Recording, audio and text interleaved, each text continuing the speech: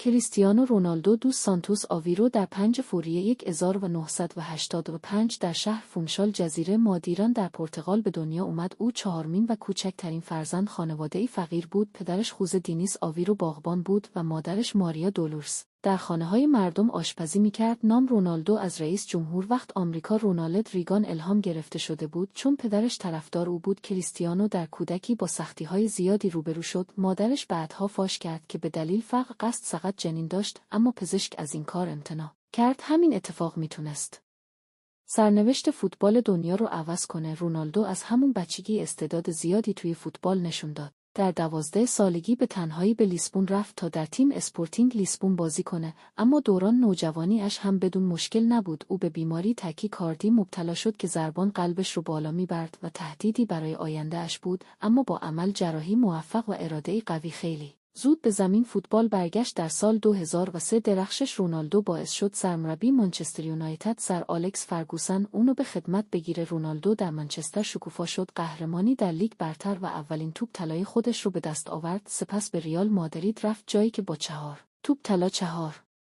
قهرمانی لیگ قهرمانان اروپا و بیش از 450 گل به اسطوره‌ای بی‌رقیب تبدیل شد. بعد به یوونتوس ایتالیا رفت و در آنجا هم درخشید و حالا در تیم اولنسر عربستان بازی میکنه و هنوز هم آماده و پرانرژی. کریستیانو رونالدو 5 بار توپ طلای بهترین بازیکن جهان رو به دست آورده. او تنها بازیکنیه که در 3 لیگ معتبر اروپایی، انگلیس، اسپانیا، ایتالیا بهترین بازیکن فصل شده. بیشترین گل در تاریخ لیگ قهرمانان اروپا و همچنین بیشترین گل ملی در تاریخ فوتبال مردان متعلق به اونه. رونالدو پدری مهربان برای چند فرزنده و در رابطه‌ای عاشقانه با جورجینا رودریگز مدل اسپانیایی. او علاوه بر فوتبال در کارهای خیریه هم بسیار فعاله و بارها درآمد خودش رو صرف کمک به نیازمندان کرده. کریستیانو رونالدو فقط یک فوتبالیست نیست، نمادی از اراده، سخت کوشی و پیشرفت بدون توقف. داستان زندگی او الهام بخش میلیون‌ها نفر در سراسر دنیاست. ممنون که تا پایان ویدیو با ما بودید. اگه از این ویدیو خوشتون اومد حتما لایک کنید، نظرتون رو برامون